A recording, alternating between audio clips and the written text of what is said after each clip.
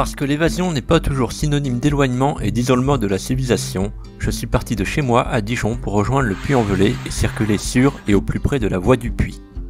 Avant de me lancer, je bichonne Pégase, mon vélo, pour une grande révision des 10 000 km. Tout y passe en revue, transmission, roulement à billes, câbles de frein et de dérailleur. Puis vient le départ tant attendu. La première journée est pluvieuse, mais sur la route des Grands Crus en Côte d'Or, les averses se font rapidement oublier face au charme enivrant des magnifiques vignobles bourguignons.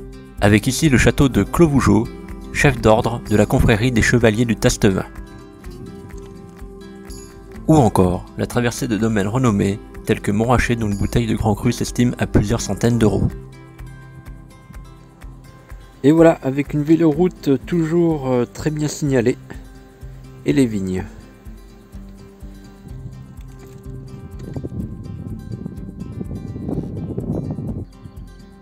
Très vite, je quitte l'ambiance viticole pour poursuivre sur l'itinéraire de mon Tour de Bourgogne 2019 et rejoindre le canal du Centre à partir de Centenay.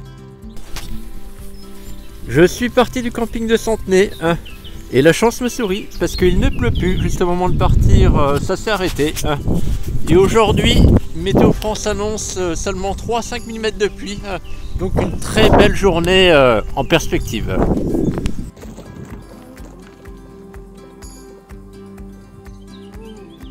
La commune de Monceau-les-Mines marque ma première véritable petite côte, première d'une longue série de montées qui s'avéreront bien plus longues par la suite.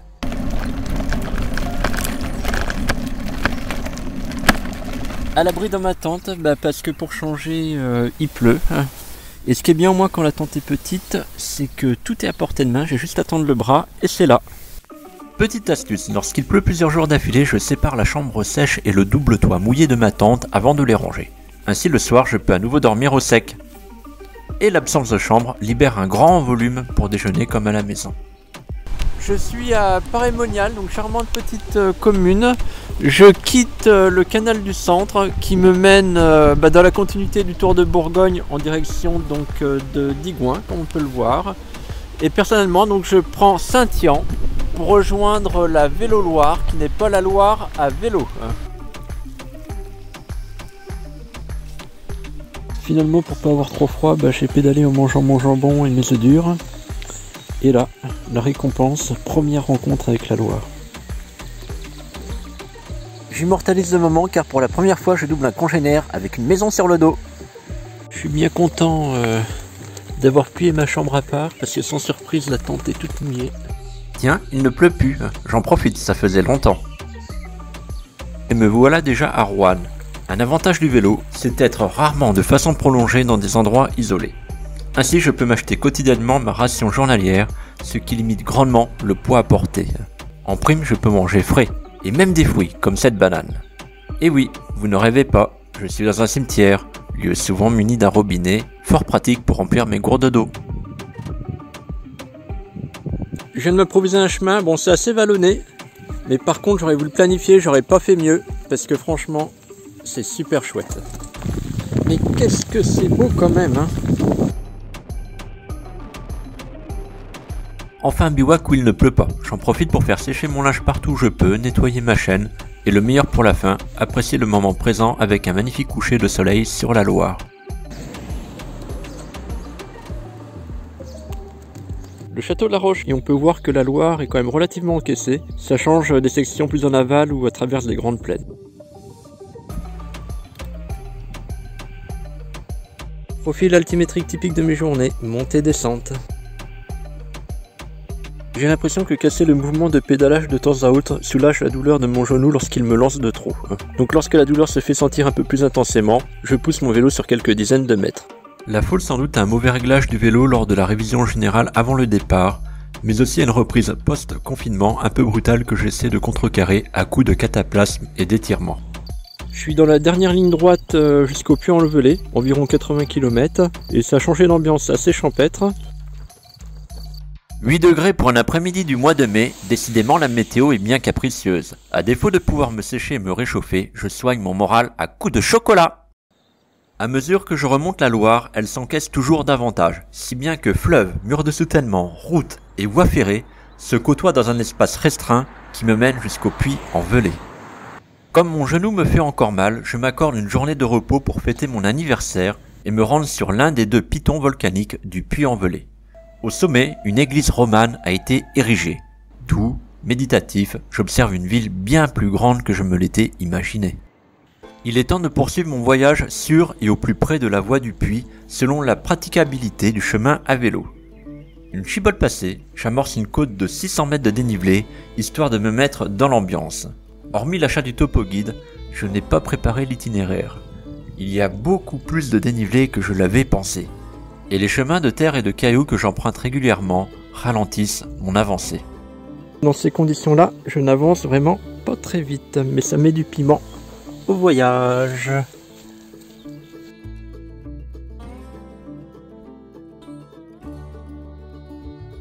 Donc je vais passer de la route qui est ici à Monistrol d'Allier, qui est tout en contrebas, avec, je cite mon topo, une pente moyenne de 8,5% avec des passages à 15%.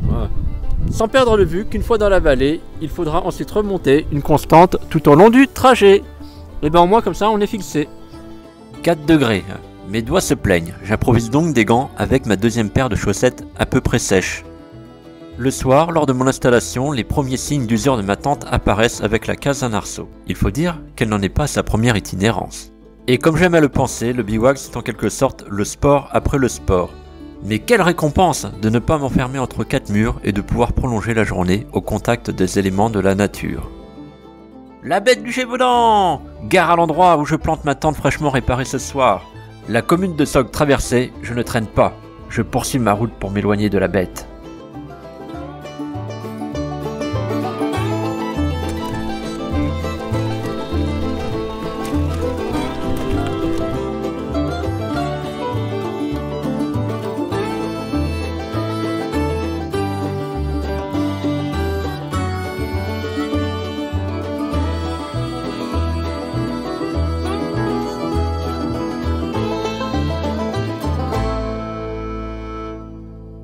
Il fait beau, il pleut, il y a des vaches et il y a du vent. Bon, il fait tellement mauvais que même les vaches se mettent à l'abri. J'arrive pas à me réchauffer, il y a un environnement super humide. Et on est bientôt début juin. Il y a de la neige d'annoncer pour cette nuit. Si je ne peux pas contrôler la météo, face au relief je peux alléger Pégase en démontant son porte-bagages avant et le renvoyer par la poste avec sacoche et affaires superflues. Alléger. J'atteins l'instant de le dire le point culminant de mon parcours sur la voie du Puy. Il est beau Pégase sans ses sacoches avant.